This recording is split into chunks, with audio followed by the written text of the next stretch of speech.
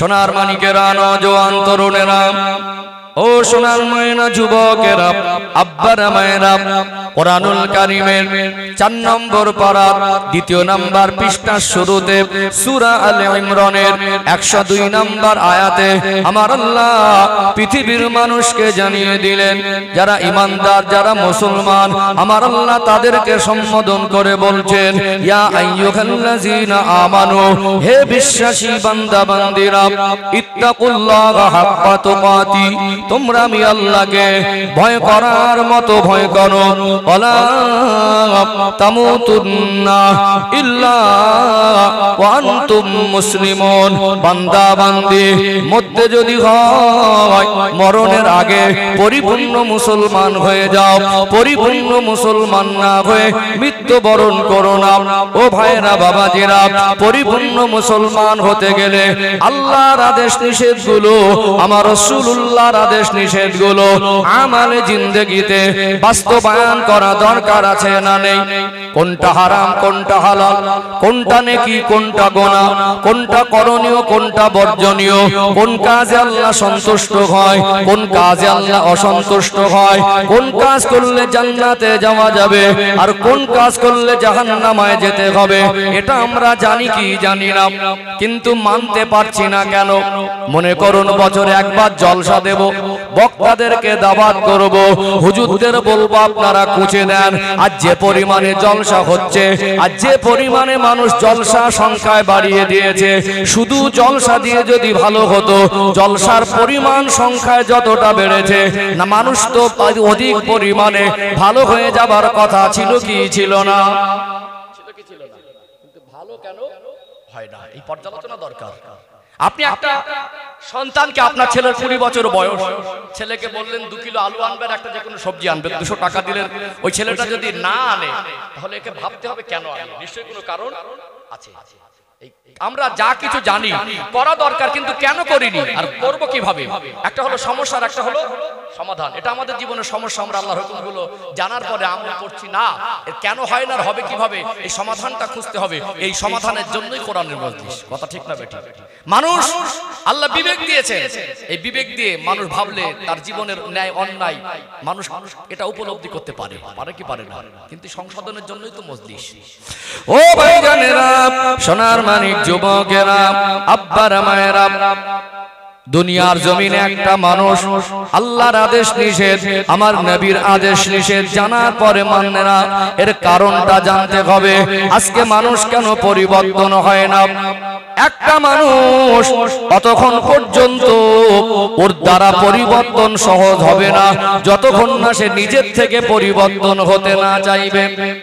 মানুষ যদি নিজের থেকে পরিবর্তন হতে না চায়, দুনিয়ার কোন আলেম, দুনিয়ার কোন বক্তা, দুনিয়ার কোন পীর সাহেব, এমনকি আল্লাহর প্রেরিত পয়গম্বর হযরতে নবী নূহ আলাইহিস সালামকে দিয়ে যদি উদাহরণ দেই, আমার আল্লাহ তাআলাকে 4টে পুত্র সন্তান দিয়েছিলেন। একটার নাম হলো হাম, একটার নাম শাম, একটার নাম ইয়াফিস, আর একটার নাম হলো কেনান। একজন আল্লাহর প্রেরিত পয়গম্বর নবী হয়ে 1-2 বছর নয়, টানা 950 বছর ধরে 950 বছর দিনের খেদমত করার পরে টানা 3টে ছেলে মুসলমান হলো, একটা হলো না। এমনকি সে যদি নিজের থেকে পরিবর্তন হতে না চায়, একজন নবীও একটা মানুষকে হেদায়েত করে দিতে পারে না। পারে কি? যদি সে নিজের থেকে ভালো হতে না চায়, হুজুর, বক্তা, ওয়াজির, পীর, একজন নবীও তাকে জোর করে হেদায়েত করতে পারেন না। যদি আমি তথ্য তুলে দেই অবাক হয়ে যাবেন। আল্লাহর নবী সাল্লাল্লাহু আলাইহি সাল্লামের আপন চাচারা, নবীজির আব্বারা ছিলেন মোট 10 ভাই। এর মধ্যে একটা আপন চাচা ছিল, নবীজির চাচার নাম আবু তালিব। কি নাম? আবু তালিব। কত বছরের সম্পর্ক জানলে অবাক হয়ে যাবেন।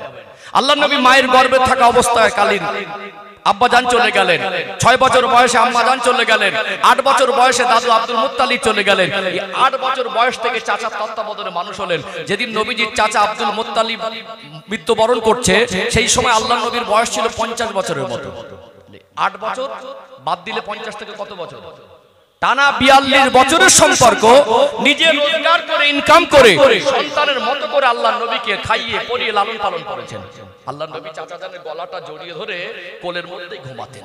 যেখানে যেতেন আল্লাহর নবীকে সাথে করে নিয়ে যেতেন। সেই চাচা সে নিজের থেকে যদি পরিবর্তন হতে চাইতো তার কিন্তু হয়ে যেত, কিন্তু সে হয়নি, তার নসিবে ঈমানের কলেমা হয়নি। আল্লাহ সৃষ্টি জগতের মধ্যে আল্লাহ যাকে শ্রেষ্ঠ করলেন, আল্লাহ যাকে সৃষ্টি জগতের মধ্যে সম্মানিত করলেন, আল্লাহর প্রিয় হাবিব, সেই নবীর সঙ্গে টানা 42 বছরের সম্পর্ক, এটা কি যাতাই মনে করেছেন? সহজ মনে করলেন নাকি? এই 42 বছরের সম্পর্ক যদি একটা মানুষের সঙ্গে থাকে, ছোট থেকে তাকে লালন পালন করে, ওই মানুষটা সম্পর্কে তার আর কোনো বুঝতে কোনো বাকি থাকার কথা নয়। কিন্তু নসিব তার বদনসিব, ঈমানের কলেমা তার নসিবে হয়নি। আপনারা মনে করবেন হুজুর আসবে আর বলবো হুজুর একটু কুচিয়ে দেন, হুজুর এসে ভালো করে দিয়ে যাবে, এতে ভালো হবে না। সমাধানের রাস্তা অন্য কোন রাস্তা আছে, সেটা আমাদের অনুসন্ধান করা দরকার। কথা ঠিক না বেঠিক? সম্মানিত ভাইরা, আপনাদেরকে তুলে ধরলে বুঝতে পারবেন। বলুন, গতকাল কি আমি এখানে এসেছিলাম? আসিনি। আগামীকালকে এখানে থাকবো বলে মনে হয়? আসবো না। কারণ গতকালকে আমার এখানে আসাটা আপনাদের প্রয়োজন মনে হয়নি, আমারও প্রয়োজন মনে হয়নি। আজকে কেন এসেছি, এটা আমার প্রয়োজন ছিল তাই। কথা ঠিক না বেঠিক? একটা মানুষ ট্রেনে বা প্লেনে যখন টিকিট কাটা থাকে, দুর্যোগ হোক, বর্ষা হোক, ঠান্ডা হোক, রাত 2টো হোক, 3টা হোক, যখনই হোক, যখন ওটাকে প্রয়োজন মনে করে ওই টাইমের আগে আগে সেখানে পৌঁছে যায়। স্টেশন অথবা এয়ারপোর্টের মধ্যে পৌঁছায় না। ওটাকে যে পরিমাণে প্রয়োজন মনে করে, দুনিয়ার যে সিচুয়েশন পরিস্থিতি হোক, তার অত্যন্ত যখন প্রয়োজন মনে করে সে সহজে সেখানে পৌঁছে যায়। ট্রেনের বা প্লেনের টিকিট কাটাটা প্রয়োজন মনে করে, ওই প্রয়োজন যদি 5 ওয়াক্ত নামাজে মনে করতো, আমাদের জীবনে 5 ওয়াক্ত নামাজটা সহজ হয়ে যেত না? কথা ঠিক বলছি না? বলছি। এই জন্য মানুষকে ভালো করার জন্য, ভালো হওয়ার জন্য মানুষকে উৎসাহিত উদ্বুদ্ধ করতে হবে। তার ভিতরে এই জিনিসটা তৈরি করে দিতে হবে, না তার ভালো হওয়া দরকার। সে যদি নিজের থেকে ভালো হওয়ার দরকারটা মনে করতে পারে, তার জন্য হেদায়েত হওয়া, ভালো হওয়া, পরিবর্তন হওয়াটা আল্লাহ পাক সহজ করে দেবে। বলুন সুবহানাল্লাহ। এই জন্য প্রাথমিক পর্যায়ে আলোচনা হবে আমাদের জীবন পরিবর্তন দরকার আছে কি না। তাহলে মানুষকে পরিবর্তন আছে কিনা বোঝাবেন কি দিয়ে? নিজের কথায় বোঝাবো না, কোরআনের কথা বোঝাবো? উচিত তো একজন আলেমের কোরআনের বাণী দিয়ে বোঝানো। কারণ আল্লাহ নবী সাল্লাল্লাহু আলাইহি সাল্লাম মক্কার জমিনে সবথেকে নিকৃষ্ট মানুষদের কাছে তার উত্তম আচরণ, মধুর ভাষার কোরআনের বাণী নিয়ে পৌঁছেছিলেন। আল্লাহ পাক আমার রাসূলের জবানে এমন তাসির দিয়েছিলেন, আর কোরআনের বাণীতে আল্লাহ এমন বরকত রেখেছেন, নিকৃষ্ট মানুষদের কাছে কোরআনের বাণী দিয়ে দাওয়াত দিলে আল্লাহ তাদের অন্তরটাকে নরম করে দেন। বলুন সুবহানাল্লাহ। এই জন্য আমার প্রাথমিক পর্যায়ে আলোচনা থাকবে আমাদের জীবন পরিবর্তন দরকার আছে কি না। এই চেতনা তৈরি করার পর্যালোচনা হবে ইনশাআল্লাহ। চলো ছোট ছোট করে আয়াত তুলে ধরি। ও ভাইজানেরা, সোনার মানিক যুবকেরা, আব্বারা মায়েরা, আমরা যা জানি হারাম হালাল হিসাবে, আল্লাহ এবং রাসূলের আদেশ আর নিষেধ হিসাবে এগুলো আমরা আমল করতে পারছি না। এখানে আমাদেরকে প্রয়োজন হয়তো সেইভাবে মনে করি না। যদি সত্যিকারে প্রয়োজন মনে করতাম, ট্রেন আর প্লেনের টাইমে অ্যাটেন্ড করা যেমন প্রয়োজন মনে করি, নামাজটাকে যদি এতটা প্রয়োজন মনে করতাম, আজ নামাজি হওয়া সহজ হতো কি হতো না? পরিবর্তন দরকার আছে কিনা একটু আপনাদের স্মরণ করিয়ে দেই। আমার আল্লাহ কোরআনুল কারীমের ভিতরে স্পষ্ট করে জানিয়ে দিলেন, ফাইযা জাআ আজালুহুম লা ইস্তাখিরুনা সাআতাও ওয়া লা ইস্তাকদিমুন। ওরে আমার বান্দা বান্দি, মধ্যে যদি হয় একটু বান্দা বান্দি ভেবে দেখো, আমি আল্লাহ তোমাদের জানিয়ে দিলাম, ইন্তেকালের যখন সময় হয়ে যাবে, মৌতের যখন সময় হয়ে যাবে, সামান্য যাররা টাইম আগে পিছে করা হবে না। মৌত এমন একটা জিনিস দুনিয়ার কোন শক্তি অস্বীকার করতে পারে না। মৌত এমন একটা জিনিস রাজা, বাদশা, নেতা, মন্ত্রী, হুজুর, হাজী, ইমাম, মুয়াজ্জিন, মস্তান, লিডার যেই হোক না কেন, আল্লাহ পাকের ফেরেশতা মালিকাল মউত আজরাইল আলাইহিস সালামকে ফিরিয়ে দেওয়ার ক্ষমতা পৃথিবীর কারণ নেই। আছে কি? আমার মরণ কখন হবে এটা যখন আমি জানি না, তাহলে আমি বলি কি করে কাল থেকে ভালো হবে? এটা তো আমার ভাবার অপশন নেই। আমার জীবনে ঘাটতি, তাহলে আমি যদি মনে করি যে আমার জীবনের গ্যারান্টি নেই, 1 মিনিটও গ্যারান্টি নেই, তাহলে আমি কালকে ভালো হবে এটা বলা উচিত নয়। আমাকে ভালো হতে হবে। আমার যখন মরণের সময়ের নিশ্চয়তা নেই, কখন যেতে হবে এটা আমার জানা নেই, তাহলে কাল ভালো হবে এটাও বলা যাবে না। এই জন্য কিছু মানুষ মনে করে যে এখন সময় আছে। কি মনে করে? সমাজে কিছু মানুষ আছে একটু অর্থ হয়ে যায়, সমাজের মানুষ যখন দাম দেওয়া শুরু করে, সম্মান করা শুরু করে, এই বিশিষ্ট জন বলে একটা পরিচয় দিয়ে দেয়। এই বিশিষ্ট জনের পরিচয় 50 বছর পার হয়ে যায়, নামাজ পড়ার প্রয়োজন মনে করে না, মনে করে এখন মরবো না। কিন্তু এটা মানুষের জীবন ব্যর্থতা। আমাদেরকে সব সময় প্রস্তুত থাকতে হবে, জীবনটা আল্লাহর পছন্দ তৈরি করতে হবে। কথা ঠিক না বেঠিক? ও ভাইজানেরা, সোনার মানিক যুবকেরা, আব্বারা মায়েরা, মরে গেলাম ফুরিয়ে গেল এটা নয়। মরে যাওয়ার পরে একটা জগৎ আছে, ওটা হলো আলামে বারজাখ, ওটা হলো কবরের জীবন। ওই কবরের জীবনটাও শেষ নয়। দুনিয়া জমিন ছাড়ার পরে আমার আপনার আত্মীয় পরিবার আপনজনেরা আমাকে আপনাকে কবরে রেখে আসবে। ওই কবরে কতদিন থাকতে হবে আল্লাহ পাক ছাড়া কেউ জানেন না। আদি পিতা আবুল বাশার আব্বাজান আদম আলাইহিস সালামের সময় যে মানুষগুলো মারা গিয়েছিলেন, আজও কয়েক হাজার বছর ধরে তারা কবর জগতে আছে। কিয়ামত পর্যন্ত আল্লাহ সবাইকে কবর জগতে রাখবেন। কিয়ামতের পরে আমার আল্লাহ পুনরায় আবার আমাকে আপনাকে উঠিয়ে আল্লাহর দরবারে হিসাব নিকাশের জন্য দাঁড় করাবেন কি করাবেন না? চলেই যদি যেতে হয়, হিসাব যদি দিতে হয়, এই জীবনের হিসাব নিকাশের জন্য আল্লাহ যদি পুনরায় হাসরের ময়দানে ওঠান, এই জীবনের হিসাব নিকাশ আল্লাহ যদি তিল তিল করে বুঝে নেন, এই জীবনের হিসাব নিকাশ করে আমার আল্লাহ তিনি যদি জান্নাত আর জাহান্নাম নির্ধারণ করেন, এই জীবন পরিবর্তন দরকার আছে না নেই? দরকার আছে না নেই? চলুন আর একটা আয়াত তুলে ধরি, আরেকটু সহজে বুঝে আসবে। কোরআনুল কারীম খুলবেন 15 নম্বর পারা 18 নম্বর পৃষ্ঠা, সূরার নাম হলো সূরাতুল কাহাফ, আয়াত নাম্বার 49। আল্লাহ পাক সূরাতুল কাহাফের 49 নম্বর আয়াতে পৃথিবীর মানুষকে আখিরাতের দিবসের কথাটা একবার স্মরণ করিয়ে দিলেন। ওয়াউদিয়াল কিতাব, আমি আল্লাহ বিচার দিবসে মানুষের জীবনের অর্জনকৃত নামা আমালের খাতাটা তার সামনে খুলে দেব। আল্লাহ এটাই বোঝাতে চেয়েছেন। 24টা ঘন্টা আমরা মানুষ, আল্লাহ আমাদেরকে ক্যামেরা বন্দি করে রেখেছেন। একটা মুহূর্ত আল্লাহর পাহারার বাইরে যাওয়ার ক্ষমতা নেই। প্রত্যেকটা মানুষের কাছে সর্বসময় 2জন করে ফেরেশতা আমার আল্লাহ নিযুক্ত করে রেখেছেন, না রাখেন নাই? আমার আপনার প্রত্যেকটা মুহূর্ত কোনটা ভালো আর কোনটা খারাপ যাই আমরা করি না কেন, সবকিছু আল্লাহ রেকর্ড করছেন। আর আল্লাহ সূরাতুল কাহাফের 49 নম্বর আয়াতে ওটাই স্মরণ করিয়ে দিলেন। বিচার দিবসে মানুষ্য জাতির অর্জনকৃত নামা আমলটা তার সামনে খুলে দেব। ফাতারাল মুজরিমিনা মুশফিকিনা মিম্মা ফি, ওই দিন যারা পাপী পাপিষ্ঠ অপরাধী দুনিয়ায় দাপট দেখিয়ে গোনা করত, অন্যায় করে গায়ের জোর দেখাতো, আমি আল্লাহ আমার রাসূলের হুকুমের সীমা লঙ্ঘন করত, সেই দিন তাদেরকে ভীত সন্ত্রস্ত আর আতঙ্কিত অবস্থায় দেখা যাবে। ওয়াকুলুনা, আমি আল্লাহ তাদের জবান খুলে দেব। তারা বলতে থাকবে মালি হাযাল কিতাব, ও দয়াময় আল্লাহ একই আশ্চর্য খাতাব, লা ইউগাদিরু সাগীরাতান ওয়ালা কাবীরাতান ইল্লা আহসাহা, ছোট বড় যা করেছিলাম হুবহু সব তো লেখা আছে। ওয়াজাদু মা আমিলু হাদিরা, আল্লাহ বলবেন বান্দা, ওরে আমার বান্দি তুমি যা করেছিলে আমি আল্লাহ ওটাই পেশ করেছি।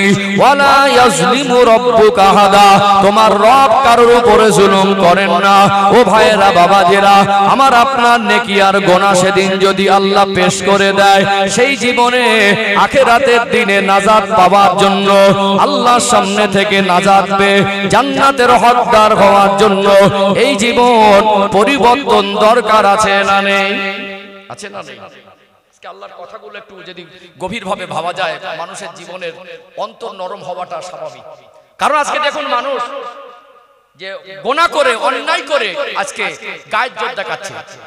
আল্লাহ বলছেন ফাতারাল মুজরিমিনা মুশফিকিনা মিম্মা ফি, দুনিয়ায় যারা দাপট দেখিয়ে গোনা করত, আজ হাসর দিবসে দাপট দেখানোর ক্ষমতা কারোর হবে না। তাদের ভীত সন্ত্রস্ত আর আতঙ্কিত অবস্থা দেখা যাবে। আজ দাপট দেখাচ্ছি, আল্লাহ সতর্ক করে দিচ্ছেন সেদিন কোনো দাপট চলবে না। আর দেখেছেন মানুষের ভিতরে এমন একটা সিচুয়েশন চলছে, একটা মানুষ অন্যায় করছে, অন্যায় করার পরে আবার বলছে আরো করব, তোর বাপের কি, আরো করব তোর বাপের কি। ক্ষমতার বলে গায়ের জোরে একজনকে গলা ধাক্কা দিচ্ছে, রুকে আসছে, এখন বেরিয়েছি আবার তোকে মারবো, তোর কোন বাপ আছে ডেকে নিয়ে আয়। তাহলে অন্যায় করে গলাবাজারি করছে না। আগের দিনে ছোটবেলা স্মৃতিগুলো মনে করেন, আমাদের যারা মুরব্বী গুরুজন যদি একটু বাচ্চাদের বকাঝকা করতো, একটু ডাঁটতো, একটু উপদেশ দিত, একটু চর্চাপটো মেরে দিত, গার্জেনের কাছে গিয়ে কান্নাকাটি করলে আচ্ছা ঠিক আছে তোকে মেরেছে কেন আমি দেখি, নিশ্চয়ই কোনো ভুল করেছিস। আর যদি একটু বকাঝকা করতো যে আমার চাচা বকেছে বা ওই বাবুটা বকেছে, নিশ্চয়ই তুই কোনো ত্রুটি করেছিস, তোদের ভালোর জন্য বকে। এই শিক্ষাটা ছিল কি ছিল না? এখন যদি একটা ছেলে বাড়ি গিয়ে বলে অমুক লোকটা আমাকে বকেছে, একদম ঘর থেকে রে আমার ছেলে যাই করুক তুই বলার কে রে, হচ্ছে না হয় না, আমার ছেলে দায়ী করুক তুই বলার কি, এরকম একটা পরিস্থিতি হয়ে যাচ্ছে। একটা ভালো মানুষ একটা মানুষের অন্যায় দেখে তাকে একটু সতর্ক করছে, বাবু কি ছেলে কোচে এই কাজটা করতে নেই, মুখের উপরে বলে দিচ্ছে তোমার কি জ্ঞান দিতে কে বলেছে। তাহলে অন্যায় করার পরে গলা বাজার হচ্ছে না, হচ্ছে না। দেখবেন আজকে একটা মানুষ বেনামাজি হয়ে আছে তো আছে, হুজুর বলছে তো আমার বাপের কি, কানের ভিতরে ঢোকে না, মাথার উপর থেকে যাচ্ছে, মদ খাচ্ছে তো খেয়ে যাচ্ছে, হুজুর বলছে তো আমার বাপের কি, ইমাম বলে তো আমার বাপের কি, সুদ খাচ্ছে তো খেয়ে যাচ্ছে, হুজুর বলুক আর যাই বলুক ওতে আমার কোনো যায় আসে না, কোনো ঝাঁকে না। তার বন্ধনের সঙ্গে যুক্ত, দেখবেন বলছে মিটে গেলে আবার একটা নেবো, তার মানে কি হুজুর যতই বলুক ওষুধ আমি খাচ্ছি না, মিটে গেলে। একটা মানুষ অন্যায় করলে তো অনুতপ্ত হবে, তার দ্বারা ভুল হয়ে গেলে তো আল্লাহর কাছে মাফি চাইবে, আল্লাহটা আমার দ্বারা হয়ে গেছে আগামীটা করবো না, বলছে মিটে গেলে আবার নেবো, হুজুর বলছে তো আমার বাপের কি। কথা ঠিক বলছি না ভুল বলছি? ঠিক এরকম একটা ভাব এসে গেছে সমাজে, আমি আমার স্ত্রীকে আর আমার মেয়েকে আমি পর্দায় বের করব না, হুজুর বলছে তো আমার বাপের কি, হুজুরের কাজ হুজুর করেই যাচ্ছে। কিছু কিছু মানুষ দেখেছেন স্ত্রীকে মেয়েকে বাইরে বের করছে বেপর্দায়, আলেমরা সতর্ক করে না, করে না আলেমরা? ও জানে এটা অন্যায়, এটা হারাম, এটা গুনার কাজ, এটা আমার আখিরাত বরবাদ হচ্ছে, আমার পরিবার আখিরাত বরবাদ হচ্ছে, তারপরে কানে ঝাঁকে না। আলেমরা বলে তো হুজুররা বলে তো আমার বাপের কি, কোনো পরোয়া নেই। আজকে যেমন বুক ফুলিয়ে গায়ের জোরে নিজের সিদ্ধান্তে চলছে, দুনিয়ায় দাপট দেখানো মানুষ সেদিন ক্ষমতার বলে অন্যের উপরে জুলুম অত্যাচার করত, দুনিয়ায় অন্যায় করে বলতো বেশ করেছি আবার করব।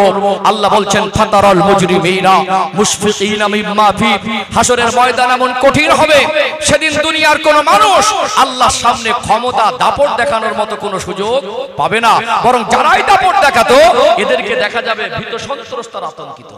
সেই কঠিন দিনে আল্লাহ সামনে ছাড় পাওয়ার জন্য আমাদের জীবন পরিবর্তন দরকার আছে না নেই? আছে না? চলুন আরেকটা আয়াত তুলে ধরি, আরেকটু ক্লিয়ার হবে ইনশাআল্লাহ।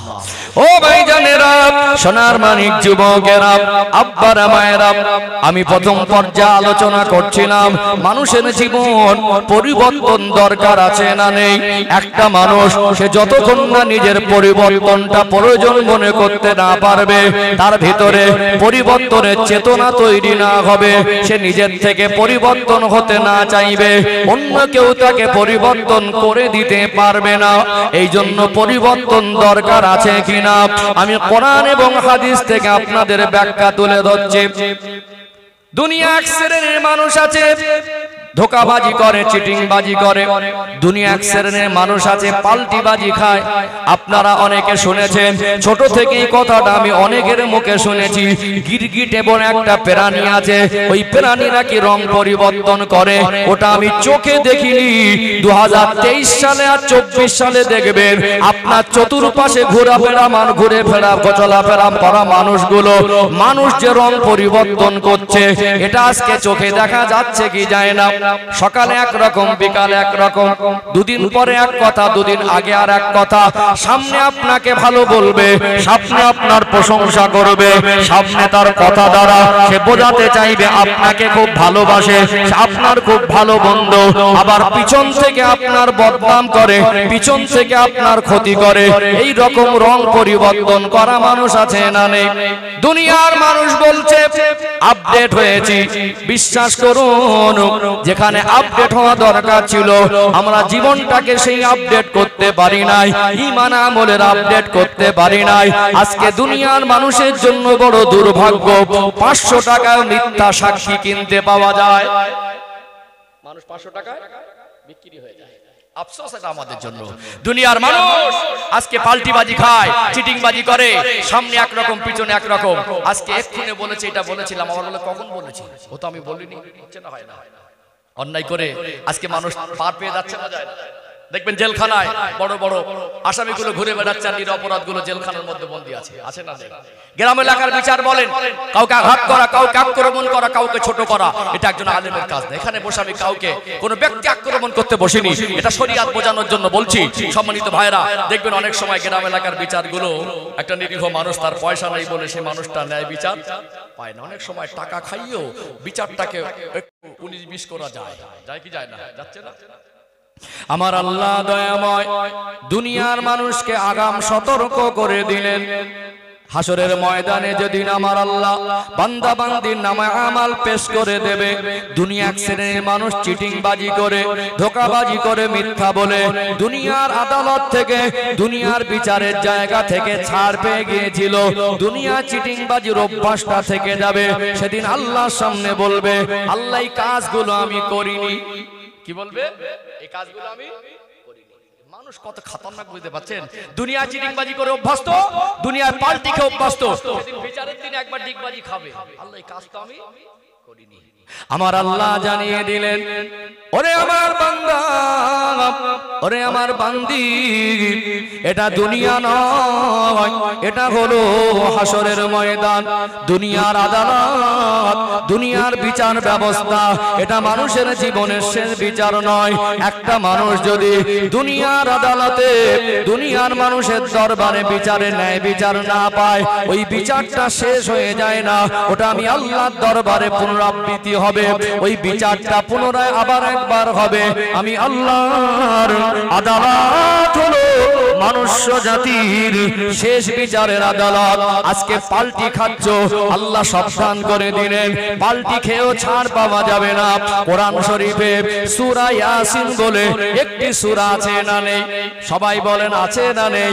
ও ভাইরা বাবাজিরা, সূরা ইয়াসিন শরীফ এমন একটা ফজিলতপূর্ণ সূরা, ওই সূরাটাকেও যদি একবার তেলাওয়াত করে আমার আল্লাহ খুশি হয়ে ওই বান্দা অথবা বান্দির নামে আমালে 10 বার কোরআনুল কারীম খতম করার সমপরিমাণ নেকি লিখে দেবে। এই সূরা ইয়াসিন শরীফকে কোরআন শরীফের দিল বলা হয়েছে। সূরা ইয়াসিন শরীফের 65 নম্বর আয়াত খুলে দেখবেন, দুনিয়ায় মানুষ চিটিংবাজি করে, ধোঁকাবাজি করে, অন্যায় করে দুনিয়ার মানুষ পার পেয়েছিল। সেদিন যারা ডিগবাজি খেয়ে বলবে আল্লাহ এগুলো করিনি, আমার আল্লাহ আগাম সতর্ক করে দিলেন, বান্দা এটা দুনিয়া নয়, এখানে ধোঁকাবাজি, চিটিংবাজি, পাল্টিবাজি চলবে না। সূরা ইয়াসিনের 65 নম্বর আয়াতে আল্লাহ বলছেন, আল-ইয়াউমা নাখতিমু আলা আফওয়াহিহিম ওয়া তুকাল্লিমুনা আইদিহিম ওয়া তাশহাদু আরজুলুহুম বিমা কানু ইয়াকসিবুন। আমার আল্লাহ জানিয়ে দিলেন, যেদিন মানুষ বিচারের ময়দানে পাল্টিবাজি খাবে, আমার ফারিস্তারা ভুল লিখেছে, এগুলো সে করিনি, মিথ্যা কথা বলবে। আল্লাহ বলছেন, আল-ইয়াউমা নাখতিমু আলা আফওয়াহিহিম, আমি আল্লাহ তার জবানে মোহর মেরে দেব, তার জবানটা বন্ধ করে দেব। ওয়া তুকাল্লিমুনা আইদিহিম, তার হাত তার বিরুদ্ধে সাক্ষী দেবে। ওয়া তাশহাদু আরজুলুহুম বিমা কানু ইয়াকসিবুন, তার পা তার কৃতকর্মের সাক্ষী দেবে। আমি আল্লাহর সঙ্গে কথা বলবে যে হাত আর পা আমার শরীরের অঙ্গ প্রত্যঙ্গ, এটা আমার বলে মনে হয়। হাত আর পায়ে ব্যথা লাগলে ওটা আমারই লাগে। ও ভাইরা বাবাজিরা, হাসরের ময়দানে আমার আপনার অঙ্গ প্রত্যঙ্গ যদি সেদিন আমার আপনার গুনার সাক্ষী দেয়, সেদিন যদি কোনো ডিগবাজি খাবার অপশন না থাকে, সেদিন যদি কোনো ঘুষ দেওয়ার অপশন না থাকে, সেদিন যদি কোনো রকম চিটিংবাজি করে পার হওয়ার অপশন না থাকে, ওই কঠিন আযাবে জাহান্নাম থেকে বাঁচার জন্য এই জীবন আল্লাহ এবং রাসূলের কথা মতো পরিচালনা করা, এই জীবন পরিবর্তন দরকার আছে না নেই? আছে না? বলেন কোরআনের বাণী শুনে, কোরআনের সতর্ক বাণী শুনে আপনার মন নরম হয় না? নিশ্চয়ই আমরা গুনাহ করে করে অন্তরটা কালিমা মুক্ত করে ফেলেছি। আল্লাহ আমাদেরকে অন্তরকে, হৃদয়কে নরম করে দেন। আখিরাতের ভয়, কবরের ভয়, আযাবে জাহান্নামের ভয়, আল্লাহর ভয় আমাদের অন্তরে আল্লাহ পাক দান করেন। বলেন আল্লাহুম্মা আমিন। আমরা আল্লাহকে প্রকৃতপক্ষে ভয় করতে পারি, আল্লাহর ভয় করা বান্দা বান্দীদের অন্তর্ভুক্ত হওয়ার তৌফিক আল্লাহ দান করেন। বলেন আল্লাহুম্মা। একদম স্পষ্ট করে বোঝালেন। চলুন আমি আরেকটা তুলে ধরে আরেকটু ক্লিয়ার হবে ইনশাআল্লাহ। আলোচনা বুঝতে পারছেন? অসুবিধা হচ্ছে নাকি? দেখুন, এর থেকে ভালো কথা একজন আলেমের পক্ষে দেওয়া সম্ভব নয়, কারণ কোরআন এবং হাদিসের থেকে ভালো কথা একজন আলেমের এর ক্ষমতা নেই বাইরে কিছু দেওয়া। আজকে মানুষের মেজাজ হয়ে গেছে কি জানেন? আমার মত হলে শুনবো, যে কোরআনের বাণী আমার শোনা দরকার, কিন্তু এইটা মানুষ চায় না। আমার মত হলে শুনবে। এই জন্য আমার এখন এমন মেজাজ হয়ে গেছে, আমার সামনে থেকে মানুষ উঠে গেলে যার আমার কষ্ট হয় না, আর আমার সামনে মানুষ না এসে বসলে তো আমার কষ্ট হয় না। ওই দুজন থাকুক, একজন থাকুক, আল্লাহর জন্য থাকুক। এখন মনে হয় এত পরিশ্রম করে রাত জাগি, মানুষকে কি দিলাম, মানুষ আমার দ্বারা কি পেল? যা কিছু আপনার হাদিয়া তহবিল টাকা পয়সা আমাদেরকে দেন, একটা কানা কবরে নিয়ে যেতে পারবো না। প্রাথমিকভাবে যখন আমি ওয়াজ নসিহতের ময়দানে এসেছিলাম, আনন্দ হতো, মানুষ তাকবীর দিয়ে স্টেজে তুলে দেয়, অনেক বড় হুজুর মনে করে। এখন ভয় হয়, যে পরিমাণে আপনারা হুজুর মনে করেন, ওই রকম হুজুরকে আল্লাহর দরবারে আমি গণ্য হতে পেরেছি। আপনারা যে ভালোবাসা আবেগ নিয়ে একজন আলেমের সোহবতে বসেন, একজন আলেম হিসেবে আমার কওমের জন্য আমি কি করেছি, এটা আজকে আমাকে চিন্তিত করে। বিশ্বাস করুন, এখন মনে হয় আজ আছে তো কাল নেই, কি দিলাম আমি মানুষকে। এই জন্য মনে হয় না, মানুষ যাই মনে করুক, শরিয়াতকে বিকৃত করা যাবে না। শরিয়াতে যেভাবে চলতে বলেছেন তার বিরুদ্ধে একজন আলেম অন্তত চলতে পারবে না। আজকে আমাদের মন মতো করার জন্য আমরা শরিয়াতের বিধানের সীমা লঙ্ঘন করে আমরা আমাদের মতো চলার চেষ্টা করছি। কথা ঠিক না বেঠিক? হ্যাঁ, এইভাবে আমার মতো করে বলো, আমার মতো করে, এটা আমি চাই, এটা আমার মতো করে শোনাতে হবে, না শুনবো না। আজকে দেখুন, এই যে আপনাদের এখানে সম্ভবত মনে হয় আমি কালকে একটা মিটিংয়ে ছিলাম সত্যজিৎ দাস ভবনে, তো মনে হয় এখানে কালকে গজল অনুষ্ঠান হচ্ছিল, তবে মহিলাদের আওয়াজ আমি পাইনি। ইদানিং দেখছেন বহু জায়গায় মহিলা শিল্পী ভাড়া করে এনে গজল চালাচ্ছে কি চালায় না। ভালো লাগলেই ওটা হারাম হোক আর হালাল হোক আর দেখার দরকার মানুষ মনে করছে না। মন চাইলে যে হারামটা এতদিন স্টেজের বাইরে ছিল, যে হারামটা এতদিন এই কোরআনের মজলিসের বাইরে ছিল, অন্তত হুজুরা প্রতিবাদ করতো হারাম বন্ধের এখান থেকে। আজকে হারামটাকে প্যান্ডেলের ভিতরে ঢুকিয়ে স্টেজের উপর পর্যন্ত উঠে দিয়েছে না? দেয় না? অনেকে দিয়েছে না? তার মানে কি এগুলো মানুষের চেতনার মধ্যে এসেছে যে আল্লাহ নারাজ হোক আর অসন্তুষ্ট হোক, ওটা বড় কথা না, আমরা চাই তাই হবে। এটাই তো তার প্রমাণ নাকি? কালকে এখানে মহিলা শিল্পী আসেনি যতটুকু আমার ধারণা, বহু জায়গায় আপনারা দেখছেন কি দেখেন, মানুষকে বলছে দান দাও, কি দাও? দান দাও, জলসা দেবো। জলসার নাম করে টাকা তুলে যদি মানুষ স্টেজে হারাম কাজ করে, অর্থাৎ ওই মানুষটা হয়তো নিঃস্বার্থে আল্লাহর ভালোবাসা দিয়েছে, যারা পরিচালনা করবে তারা আল্লাহর কাছে গুনাহ করবে। ঠিক বলছি না ভুল বলছি? এই জন্য আমাদেরকে আল্লাহর জন্যই বসতে হবে, আল্লাহর জন্যই বলতে হবে, আল্লাহর জন্যই শুনতে হবে। আল্লাহ যে কাজে সন্তুষ্ট হয় সেটা আমার ভালো যদি নাও লাগে, ওটা ভালো লাগাতে হবে। এটা হলো ইমানদারের কাজ। ঠিক বললাম না ভুল বললাম? চলুন আমি আরেকটা আয়াত তুলে ধরি, আরেকটু ক্লিয়ার হবে ইনশাআল্লাহ, আরেকটু ক্লিয়ার হবে। ও ভাইজানেরা, সোনার মানিক যুবকেরা, আব্বারা মায়েরা, যেহেতু আমার আলোচনার পর্ব ছিল জীবন পরিবর্তন দরকার আছে কিনা, এটাই আমি কোরআনুল কারীম থেকে আয়াত তুলে ধরে ধরে বোঝাচ্ছিলাম। কোরআনুল কারীমের ভিতরে 114টি সূরা আছে, 67 নম্বর সূরা, সূরার নাম হলো সূরাতুল মুলক। 29 পারা শুরুতেই পেয়ে যাবেন। একটু প্রসঙ্গ এসেছে আপনাদের মনে করিয়ে দেই, সূরাতুল মুলক এত ফজিলতপূর্ণ সূরা, নবী আমার শোনা জবানে বললেন, ও বাবা সাহাবীরা, আমি রাসূলুল্লাহ জানিয়ে দিলাম, দুনিয়ায় যারা নেককার, দুনিয়ায় যারা আল্লাহর কথা মতো আমি রাসূলুল্লাহর আদর্শ অনুযায়ী জীবন যাপন করবে, নেককার বান্দা বান্দি মারা যাবার পরে আমার আল্লাহ ওই নেককার বান্দা বান্দির কবরটা শান্তির জায়গা অর্থাৎ জান্নাতের টুকরা বানিয়ে দেবে। দুনিয়ায় যারা আল্লাহ এবং রাসূলের হুকুমের সীমা লঙ্ঘন করে নাফরমানি করে করে আল্লাহ নাফরমান বান্দা বান্দির অন্তর্ভুক্ত হবে, ওই মানুষগুলো মারা যাওয়ার পরে আমার আল্লাহ তাদের কবরটা শাস্তির জায়গা তথা জাহান্নামের টুকরা বানিয়ে দেবেন। মানুষ অন্যায় করার কারণে, আল্লাহর হুকুমের সীমা লঙ্ঘন করার কারণে ও ভাইয়েরা বাবাজিরা, কবরে গেলে তার কবরে আযাব হয়।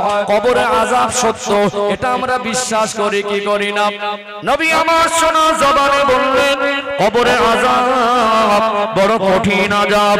ও আমার সাহাবীরা, ওই কবরে আযাব থেকে যদি বাঁচতে যাও, ওই কবরে আযাব থেকে যদি পরিত্রাণ পেতে যাও, আমি রাসূলুল্লাহ জানিয়ে দিলাম, এশার নামাজ আদায় করে সূরাতুল মুলক তেলাওয়াত করবে। খুব বেশি বড় সূরা নয়, তেলাওয়াত করতে খুব বেশি যদি সময় লাগে 5 মিনিট সময় লাগতে পারে। যারা হাফিজে কোরআন, কোরআনুল কারীমের হাফেজ, তাদের ক্ষেত্রে 4 মিনিটেও শেষ করা সম্ভব হবে। খুব বেশি বেশি যদি সময় লাগে 5 থেকে 6 মিনিট সময় লাগবে, তার বেশি সময় লাগবে না। নবী আমার বললেন, এশার নামাজ পড়ে সূরাতুল মুলক যদি তেলাওয়াত করে, ওই মানুষটা মারা যাবার পরে আমার আল্লাহ ওই বান্দা বান্দির কবরের আযাবকে ক্ষমা করে দেবে। তেরে বলেন না সুবহানাল্লাহ। খুব ফজিলতপূর্ণ সূরা। আমরা তো মানুষকে ভয় দেখাই, ইসলাম মানা কি অত সহজ? ইসলামের কিচ্ছু বোঝে না। আজকে আমরা মানুষ বিভিন্ন রকম সমস্যার মধ্যে আছি না নেই? আছি না? অনেক বলে একটু প্রবলেমে আছি, একটু অসুবিধা আছে, একটু পেরেশানিতে আছি। আর যত রকম অসুবিধা, প্রবলেম, পেরেশানিতে আমরা আছি, এগুলো আল্লাহ এবং রাসূলের হুকুমের সীমা লঙ্ঘনের ফল। ইসলামের মতো উত্তম জীবন ব্যবস্থা, শান্তি সম্মানের জীবন ব্যবস্থা, এর মতো পৃথিবীতে আর কোন জীবন ব্যবস্থা সম্ভব হবে না। কারণ মানুষ ও জাতির জন্য যা কিছু ভালো খারাপ সেটা আল্লাহ ঠিক করে দিয়েছেন। কথা ঠিক না বেটি? আমরা ইসলামের আদেশ নিষেধ মেনে চললেই সর্বস্তর আমরা শান্তি আর সম্মানের জীবন পাবো। আর যা আজকে অসুবিধার পড়ে আছি, এগুলো ইসলাম না মানার ফল। আমরা মানুষকে ভয় দেখাই যে ইসলাম মানা কঠিন, আসলে ইসলামের কিছু বোঝে না। ইসলামকে মেনে চললে মানুষের জীবনে যা জটিলতা, এটা সব সমস্যা সমাধান হয়ে যাবে। বলুন সুবহানাল্লাহ। কবরে আযাব থেকে বাঁচা আমাদের এক সূরাটা যদি আমল করি, ইনশাআল্লাহ নবীর কথা, এতে সূরা আমলের ফজিলাতে আছে। সূরাতুল মুলকের ফজিলাতে আল্লাহ এই তেলাওয়াতের ওসিলায়, সূরা মুলকের আমলের ওসিলায় আমার আল্লাহ কবরে আযাবকে maaf করে দিয়ে থাকেন। বলুন সুবহানাল্লাহ।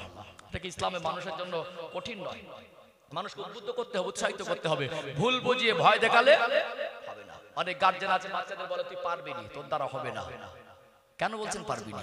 এই তুই পারবি, একবার না হয় দুবার দেখ, দুবার না 4 বার দেখ, 10 বারও দেখ। পারিব না কথাটি বলিও না, আর একবার না পারিলে দেখো শতবার। কবি বলছেন, আমরা প্রথম ভাবে ধাক্কা দিয়ে দে, এটা তোর দ্বারা হবে না, তুই পারবি না। এইজন্য মানুষকে ভালো কাজে উদ্বুদ্ধ করতে হবে। আপনার দ্বারাই হবে, আপনি পারবেন। অতএব আমরা চেষ্টা করলে, আমরা যদি মনে করি সারাদিন দুনিয়ার ব্যতিব্যস্ত নিয়ে ব্যস্ত থাকি, বিবি বাচ্চা, বাবা মা, আহাল পরিবার, তাদের মুখে হাসি ফোটানোর জন্য, দুমুঠো খাবার তুলে দেওয়ার জন্য, একটু কাপড় পোশাক জোগান দেওয়ার জন্য আমরা যদি 8 ঘন্টা কষ্ট করতে পারি, আমি আমার কবর আযাব থেকে বাঁচার জন্য 6 মিনিট কেন কষ্ট করতে পারি না? যদি চাই, এশার নামাজ পড়ে একজন মানুষ মসজিদে বসে সূরা মুলকটা তেলাওয়াত করে বাড়ি আসতে পারে। সম্ভব না? আজকে আবার মা বোনদের চিত্র যারা ওয়াজ শুনছেন, মা বোনদের দৃষ্টি আকর্ষণ করছি, এখন ইদানিং আমাদের এই মোবাইল আসার পরে আমাদের পরিবেশে যে কোরআন শরীফ খতম করা, কোরআন তেলাওয়াতের যে পরিবেশ, সেটা অনেকটা দুর্বল হয়ে পড়েছে। আগে বৌমাগুলো শ্বশুরের নামে 1 খতম, বাবার জন্য 1 খতম, দাদা শ্বশুরের জন্য 1 খতম।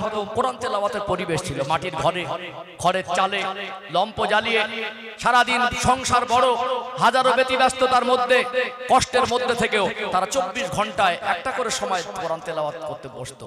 এখন ওই বিয়ের সময় জিজ্ঞাসা করা হয়েছিল কোরআন শরীফ পড়তে জানো? বলেছিল 2 বার খতম করেছি।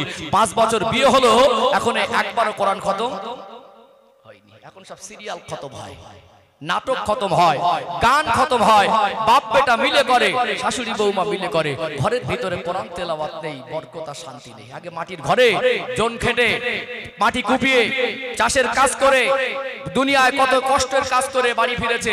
এসিও ছিল না, কুলারও ছিল না, ফ্যানও ছিল না, কারেন্টও ছিল না। ওই যে সার নামাজ পড়ে ঘুমিয়েছে, 1 ঘুমে ফজর হয়েছে। এখন এসি ছেড়ে দিয়ে রাত 2টা পর্যন্ত আর ঘুম আসে না। কথা কি বুঝতে পেরেছেন? ঘরের ভিতরে আমাদের প্রকৃতপক্ষে শান্তির অভাব হয়ে গেছে। কোরআন তেলাওয়াতের পরিবেশ তৈরি করতে হবে। আমি মা বোনদেরকে বলি, আপনারা ছোট ছোট করে আমল শুরু করেন। এশার নামাজ পড়ে হাজারো ব্যতিব্যস্ততা থাক, একটু 5-7 মিনিট সময় পার করবেন। 24 ঘন্টার ভিতরে একটা সময় আপনার জীবনে 10টা মিনিট যদি না হয়, কমপক্ষে 5টা মিনিট হলেও কোরআন শরীফ খুলে একটু দেখবেন, কোরআন শরীফ খুলে পড়বেন। আপনার জীবনে, আমার জীবনে কোরআনের আলো যদি সংস্পর্শে আসি, কোরআনের আলো যদি আমাদের জীবনে আনতে চাই, কোরআন শরীফ তেলাওয়াতের ওসিলায় আল্লাহ আমাদের দুনিয়া আখিরাতের কল্যাণ দেবে ইনশাআল্লাহ। কোরআন শরীফের সঙ্গে আমাদের সম্পর্কটা অনেকটা বিচ্ছিন্নর পথে, এটা অত্যন্ত দুঃখজনক। আল্লাহ আমাদের বোঝার তৌফিক দান করেন, বলেন আল্লাহুম্মা আমিন। ও ভাইজানেরা, সোনার মানিক যুবকেরা, আব্বারা মায়েরা, সূরাতুল মুলকের 2 নম্বর আয়াত খুলে দেখবেন। 114টি সূরার মধ্যে এটা হলো 67 নম্বর সূরা।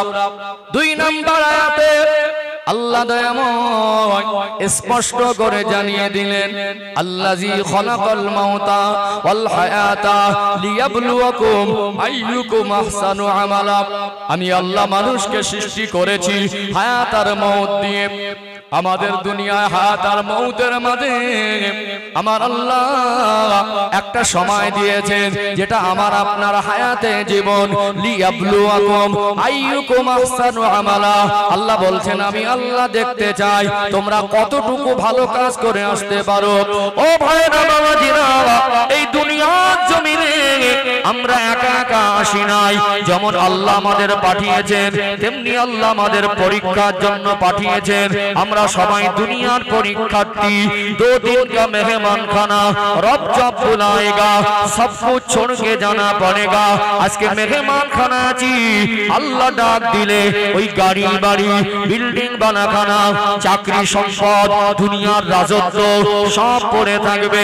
কত দামি দামি সাবান দুনিয়ায়, কত পছন্দের মতো করে মার্বেল টাইলস দিয়ে গোসলখানা সাজিয়েছেন। চোখ বন্ধ হয়ে গেলে আপনার ওই গোসলখানায় আর নিয়ে যাবে না, ওই গোসলটাও অন্য কেউ করিয়ে দেবে। পরনে যত দামি কাপড় থাকুক না কেন, মরণের পরে ওই কাপড়টা অন্য কেউ আমার আপনার শরীর থেকে খুলে দেবে। রাজার জন্য যেমন কাপড়, ভিক্ষুকের জন্য তেমন কাপড়। পৃথিবীর সেরা ধনী মানুষটার জন্য কবরস্থানে 3.5 হাত জায়গা নাই বরাদ্দ। পৃথিবীর সেরা গরিব মানুষটার জন্য কবরস্থানে 3.5 হাত জায়গা নাই বরাদ্দ। ও ভাইরা বাবাজিরা, আল্লাহ জানিয়ে দিলেন, আমি আল্লাহ তোমাদেরকে দুনিয়ায় পাঠিয়েছি মন মর্জি চলার জন্য নয়। লিয়াবলুয়াকুম আইয়ুকুম আহসানু আমালা, কে কতটুকু ভালো কাজ করে আসতে পারো। আমার আল্লাহ যদি দুনিয়ায় ভালো কাজ করার জন্য পাঠায়, এই জীবন আল্লাহর পছন্দের মতো তৈরি করতে গিয়ে আযাবে জাহান্নাম থেকে ছাড় পাওয়ার জন্য, কবরের জগতে সেখানে শান্তিতে থাকার জন্য এই জীবন পরিবর্তন দরকার আছে না নেই? দরকার আছে না? সূরাতুল মুলকের এই 2 নম্বর আয়াতে আমি একটু ব্যাখ্যা দেব, 4টে পয়েন্ট তুলে ধরবো। ইনশাআল্লাহ এটা আমাদের জীবনের অনেক কিছু ঘাটতি পূরণের অপশন বেরিয়ে আসবে ইনশাআল্লাহ। প্রাথমিকভাবে একটু আপনাদের ক্লিয়ার করি, আয়াতগুলো শুধু বলে গেলে হবে না, এগুলো বোঝারও দরকার আছে। ঠিক বলছি তো নাকি? আল্লাহ বলছেন লিয়াবলুয়াকুম আইয়ুকুম আহসানু আমালা, কে কতটুকু ভালো কাজ করে আসতে পারো। প্রাথমিকভাবে আমাদেরকে কনফার্ম হতে হবে, জানতে হবে আমাদের জন্য ভালো আর খারাপ কি। এটা যদি ঠিক না করতে পারি, তাহলে আমরা আমাদের দ্বারা এই আয়াত আমল করা সহজ হবে না। যেমন কিনা বলছিলাম যে মুসলমান শব্দের অর্থটা যদি না বুঝি, পরিপূর্ণ মুসলমান হওয়া যেমন সহজ হবে না, মানুষ জাতির জন্য ভালো আর খারাপ কি এটা যতক্ষণ না আমরা ঠিক করে নিতে পারবো, আমাদের দ্বারা প্রকৃতপক্ষে ভালো কাজ করা সহজ হতে পারে না। আর এই ব্যাখ্যা এই জন্য আমি দিচ্ছি, আজকে ব্যাখ্যাটা প্রয়োজন কিনা আমার ব্যাখ্যা দেওয়ার সাথে সাথে আপনাদের মনে হবে না ব্যাখ্যা দরকার ছিল। সম্মানিত ভাইরা, আমাদের জন্য, মানুষ জাতির জন্য যা কিছু কল্যাণকর, যা কিছু ভালো, সবকিছু আল্লাহ শরিয়াত ইসলামের মধ্যে আদেশ করেছেন। বলুন সুবহানাল্লাহ। আমরা মানুষ, আমাদের জন্য কোনটা ভালো আর কোনটা খারাপ আল্লাহ থেকে বেশি আর কারো জানার কথা নয়। এই জন্য আল্লাহ আমাদের জন্য যা কিছু কল্যাণকর সবগুলো ইসলামে আদেশ করেছেন, যা কিছু অকল্যাণকর খারাপই আছে সবগুলো আল্লাহ নিষেধ করেছেন। শরিয়াতে দেখবেন হারাম আর হালাল আদেশ আর নিষেধ আছে না? আছে না? ইসলামের শরিয়াতে যত কিছু আল্লাহর আদেশ আছে, প্রত্যেকটা আদেশ নিয়ে আপনি যদি পর্যালোচনা করেন, গবেষণা করেন, যদি গভীরভাবে ওটাকে বোঝার চেষ্টা করেন, প্রত্যেকটা আদেশের ভিতরে মানুষ জাতির কল্যাণ আছে। দুনিয়ার কল্যাণ, অর্থনৈতিক কল্যাণ, সামাজিক কল্যাণ, মানসিক কল্যাণ, শারীরিক কল্যাণ, অতএব মানুষের জীবনের আখিরাতের কল্যাণ, দুনিয়ার জগতের কল্যাণ, সমস্ত রকম কল্যাণ আল্লাহর আদেশের ভিতরে আছে, সমস্ত রকম অকল্যাণ আল্লাহর নিষেধের ভিতরে আছে। আজকে এই জন্য দেখবেন আল্লাহর আদেশ আর নিষেধ, রাসূলের আদেশ আর নিষেধ, এর বাইরে আমরা হারাম হালাল কেউ ঠিক করতে পারবো না। অধিকার আল্লাহ পৃথিবীর কাউকে দেয়নি। আল্লাহ যা কিছু আদেশ করেছেন, একটা হালাল জিনিসকে আমরা কেউ জোর করে হারাম বলতে পারবো না, আর একটা হারাম জিনিসকে পৃথিবীর কোন শক্তি ওটাকে জোর করে কোন আলেম কোন স্কলার ওটাকে হালাল করে দিতে পারবে না। আল্লাহ যেটা ভালো মনে করেছেন ওটাই স্থিরধার্য হিসেবে দিয়েছেন। এখানে আমাদের বাড়ানো করার কোনো অপশন নেই। এটাই আমাদের জন্য কল্যাণ, আদেশ আর নিষেধ মেনে নেওয়া। অর্থাৎ আল্লাহ যদি আমাদেরকে পর্দার বিধানটা মায়েদের জন্য ফরজ করেন, এর ভিতরে মানুষ জাতির কল্যাণ আছে না নেই? যে পরিমাণে বর্তমান সময় ধর্ষণের কেস, যে পরিমাণ বর্তমান সময় জেনা ব্যভিচার বেড়ে চলেছে, এর মূল কারণ পর্দার হুকুমের সীমা লঙ্ঘনের ফল। সরকার যতই কড়া আইন করুক, আমরা যদি মায়েদেরকে শরীয়তের দৃষ্টিকোণ থেকে আমরা যদি বিবেচনা করে পর্দার মধ্যে আবদ্ধ করতে না পারি, বর্তমান সময়ে আমাদের সমাজ থেকে জেনা ব্যভিচার আর মানুষের ভিতরে কুমন্ত্রণা আর বিশেষ করে আজকে ধর্ষণের মামলা, এটা সংখ্যায় কমতে পারে না। আল্লাহ নবী সাল্লাল্লাহু আলাইহি সাল্লাম আজ থেকে 1400 বছর আগে মক্কার জমিনে সৃষ্টি জগতের জন্য তিনি রহমত স্বরূপ এসেছিলেন। তদানীন্তন সময়ের জাহিলিয়াতের যুগের ইতিহাস আপনাদের জানা। সম্মানিত ভাইরা, বাপ বেটা একটা মহিলার সঙ্গে জেনা করত, জ্যান্ত মেয়েকে জীবিত অবস্থায় কবর দিত, মহিলা পুরুষ উলঙ্গ হয়ে আল্লাহর কাবা ঘর তওয়াফ করত। জেনা ব্যভিচার, জুলুম, অত্যাচার, অনাচার এসেছিল সর্বকালের সর্বযুগের সর্বশ্রেষ্ঠ মহামানব, যিনি সৃষ্টি জগতের জন্য রহমত, সেই প্রিয় নবী আসলেন। আল্লাহ পাক তার দ্বারা দ্বীন ইসলামের খেদমত করালেন। আমার রাসূল 23 বছরের খেদমতে ইসলামিক রাষ্ট্র কায়েম করলেন। সেখানে এমন ভাবে পর্দার বিধান বাস্তবায়ন হয়ে গেল, যেখানে জেনা ব্যভিচার প্রতিনিয়ত হতো, সেখানে টোটাল সংখ্যা 0 এসে দাঁড়িয়ে গিয়েছিল। বলুন সুবহানাল্লাহ। এই জন্য আমরা পর্দার বিধানকে আমরা গুরুত্ব দেব। এর ভিতরে মানুষ জাতির কল্যাণ আছে না নেই? মানুষ জাতির কল্যাণ আছে। সম্মানিত ভাইরা, এখানে বুঝতে হবে আল্লাহ আমাদের যদি নামাজের আদেশ দেন, এর ভিতরে আমাদের কোন না কোন কল্যাণ আছে, এতে সন্দেহের অবকাশ নেই। আমরা অমা উতিতুম, আয়াত আমার মনে আসছে না, তো এর অর্থটা আমি বলে দেই। আল্লাহ আমাদেরকে খুবই সামান্য জ্ঞান দিয়েছেন। আল্লাহ আমাদেরকে খুবই সামান্য সবকিছু, আল্লাহর কোরআনের অর্থ আমরা স্পষ্ট করে সবটাই বুঝে ফেলেছি। এটা আমাদের দ্বারা সবটাই আমি জানি, এটা বলা সম্ভব নয়। অতএব এখানে আমাদের বুঝতে হবে। আজকে দেখুন, একটা মানুষ যখন হাই সুগার পেশেন্ট, ডক্টর বলছে ভোরের বেলা উঠে একটু ছোটাছুটি করতে, মর্নিং ওয়াক করছে না? আল্লাহ তো 7 বছর বয়স থেকে বাচ্চাকে নামাজের তালিম দিতে বলেছে। 7 বছর বয়স থেকে ফজর রক্তে মসজিদে যদি ছুটতাম, আজ 50 বছর বয়সে নতুন করে ছোটার আর প্রয়োজন হতো না। অতএব আল্লাহ যদি যাকাতের হুকুম দেয়, আল্লাহ যদি কুরবানির হুকুম দেয়, আল্লাহ যদি ধনীদের হজের হুকুম দেয়, এর ভিতরে মানুষ জাতির কল্যাণ আছে না নেই? রোজার হুকুম দেয়, রোজার ভিতরে শারীরিক কল্যাণ আছে, রোজার ভিতরে মানুষ জাতির দুনিয়াবি কল্যাণ, আখিরাতের কল্যাণ আছে। অর্থাৎ আল্লাহর প্রত্যেকটা আদেশ নিয়ে যদি, এখানে অনেক লম্বা আলোচনা, এক একটা আদেশ নিয়ে যদি আপনি ভাবেন, প্রত্যেকটা আদেশের ভিতরে আমাদের কল্যাণ আছে না নেই? প্রত্যেকটা নিষেধের ভিতরে অকল্যাণ আছে। একটা উদাহরণ দিয়ে সহজে বুঝে আসবে। সম্মানিত ভাইয়েরা, আজকে যে মদ, গাঁজা যে পরিমাণে আমাদের সমাজে পরিমাণ বেড়ে যাচ্ছে, এতে মানুষ জাতির ক্ষতি আছে না নেই? আছে না? আজকে সুদ কেন হারাম? সুদের ভিতরে এমন একটা সিস্টেম আছে, সুদ মানুষ যারা দেয় তারা বড় লোক থেকে আরো বেশি বড় লোক হয়, আর যাদেরকে দেওয়া হয় তারা গরিব থেকে আরো বেশি গরিব হয়ে যায়। তার তো অতিরিক্ত যেটা চলার মতো ছিল চলে যেত, ওকে নতুন করে সুদে জড়িয়ে দিয়ে ওর জীবনটা আরো গভীর বিপদের মধ্যে ফেলে দেওয়া হলো। অতএব অর্থনৈতিক ভাবে দুর্বল করে দেওয়ার মাধ্যম হলো এই সুদ। মানুষ তো বুঝতে চায় না। সম্মানিত ভাইয়েরা, আজকে যারা গাঁজা খায়, মনে করুন মদ খায়, এতে শারীরিক ক্ষতি আছে না নেই? অর্থনৈতিক ক্ষতিও আছে, শারীরিক ক্ষতিও আছে। আজকে মানুষ কত নির্বোধ, একটু ব্যাখ্যা দিলে বুঝতে পারবেন। এখন প্রায় বাড়িতে মোটরসাইকেল না? প্রায় বাড়িতে মোটরসাইকেল। মধ্যবিত্ত পরিবার একটা ছেলে, জীবনে একটা স্বপ্ন ছিল একটা মোটরসাইকেল কিনবে। 5 বছর ধরে পয়সা জমিয়েছে, মোটরসাইকেল কিনে বাড়ি এনেছে, খুবই আনন্দ। এখন তো আপনাদের এখানে পেট্রোল পাম্প পাশে, অনেক জায়গায় পেট্রোল পাম্প অনেক দূরে যেতে হয়। এখন তো ডিজিটাল বোঝাটা কত তেল আছে, দেখলো যে তেল ভরাতে হবে, তাহলে কি করতে হবে? পেট্রোল পাম্প অনেক দূরে, যদি না পৌঁছায় গ্রাম্য দোকানে পেট্রোল পাওয়া যায়, সেখানে গেল, গিয়ে বললো ভাই 1 লিটার পেট্রোল দেন। বলে আমার কাছে বিক্রি হয় এর মধ্যে নেই, কেরোসিন বা ডিজেল আছে। যদি বলে দামে কম হবে, নেবে। পাশ থেকে আপনি বলবেন নতুন মোটরসাইকেল কিনে এনেছে, 1 সপ্তাহ বয়স না, আমি তোমাকে 500 টাকা দিচ্ছি, 1 লিটার কেরোসিন তখন ঢেলে দাও। ও জানেন একটা গাইডলাইন আছে, এখানে পেট্রোলে চালানো ইঞ্জিন, এটাকে কেরোসিন দিলে চলবে না, এর কোনো পার্টস ক্ষতি হয়ে যেতে পারে। মানুষ একটা মোটরসাইকেল কিনে তাকে ভালো রাখা, তাকে লংজিভিটি করার এই পথটা মানুষের ভিতরে আছে। আল্লাহ মনুষ্য জাতিকে যা নিয়ামত দিয়েছেন, মনুষ্য জাতির শরীরের সুস্থতা একটা অন্যতম নিয়ামত। অর্থাৎ এই শরীরের জন্য যেটা খাদ্যই না, যেটা খাদ্যের ক্যাটাগরিতেই পড়ে না, আমরা জোর করে সেগুলোকে খাদ্য বানাচ্ছি। এটা আল্লাহ নিষেধ করেছে, ওটা তোমাদের জন্য খাদ্যই না, ওটাকে পয়সা দিয়ে কিনে আনছি, এটা অর্থনৈতিক ক্ষতি। পয়সার বিনিময়ে আমরা হারাম জিনিস, অখাদ্য যেটা খাদ্য না, ইসলাম বলছে ওটা খাদ্যের ক্যাটাগরিতেই পড়ে না, ওটা তোমার খাদ্য হতেই পারে না, আমরা ওটাকে কিনে এনে জোর করে শরীরের মধ্যে ঢোকাচ্ছি। আমরা জানি মোটরসাইকেল খারাপ হয়ে গেলে একটা পার্টস ওটা মার্কেটে কিনতে পাওয়া যাবে কি যাবে না, পুনরায় মেরামত করা যাবে। আজ জওয়ান বয়স, শারীরিক ক্ষমতা আছে, আজকে আপনি মদ আর গাঁজা খাচ্ছেন, একদিন লিভারের ইফেক্ট হবে, কিডনিতে ইফেক্ট হবে, আপনার হার্টে প্রবলেম হবে। আল্লাহ না করুক শরীরের কোনো একজন শরীরের কোনো একটা অঙ্গ, ভাইটাল একটা অঙ্গ যদি বিকল অঙ্গ হয়ে যায়, আজকে আমাদের শরীরটা আনব্যালেন্স হয়ে যাবার কথা, সেটা স্বাভাবিক কথা, ঠিক না বেঠিক? যদি একটা হার্ট খারাপ হয়ে যায় বা কিডনি ড্যামেজ হয়ে যায় বা লিভার ড্যামেজ হয়ে যায় বা লিভার ক্যান্সার হয়ে যায়, বলুন ওই মানুষটা নতুন করে মার্কেটে পার্টস অ্যাভেলেবল কিনতে পাবে? কিনতে পাবে না। একটা মানুষ অসুস্থ হয়ে গেল, মনে তার বাচ্চাদের লেখাপড়া শেখা, বাচ্চাগুলো এতিম হয়ে যাওয়া, বাবা মার কষ্টের সম্মুখীন হওয়া, ওই পরিবারটার উপরে কঠিন একটা মুসিবত নেমে আসে। এই জন্য পুরুষ মানুষকে সুস্থ থাকতে হবে।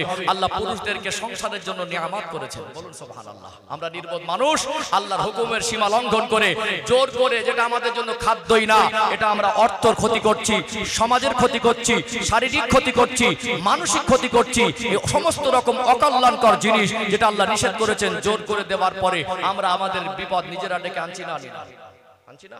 এই জন্য আল্লাহ আমাদের যে যাকাতের আদেশ দিয়েছেন, ইসলাম এই জীবন ব্যবস্থা দিয়েছে, আমি আল্লাহ চাইলে আমার রহমতের ভান্ডারে মালের কমি নেই, প্রত্যেকটা মানুষকে crore crore million billion trillion ডলারের মালিক করে দিতে পারতাম, কিন্তু আমি আল্লাহ কাউকে গরিব করে রেখেছি, আর কাউকে ফকির করে রেখেছি, কাউকে মধ্যবিত্ত করে রেখেছি, সবই আমার পরীক্ষা। আল্লাহ যাকে অভাব দিয়েছেন অভাবটা তার জন্য পরীক্ষার, আল্লাহ যাকে অর্থ দিয়েছেন অর্থটা তার জন্য পরীক্ষার।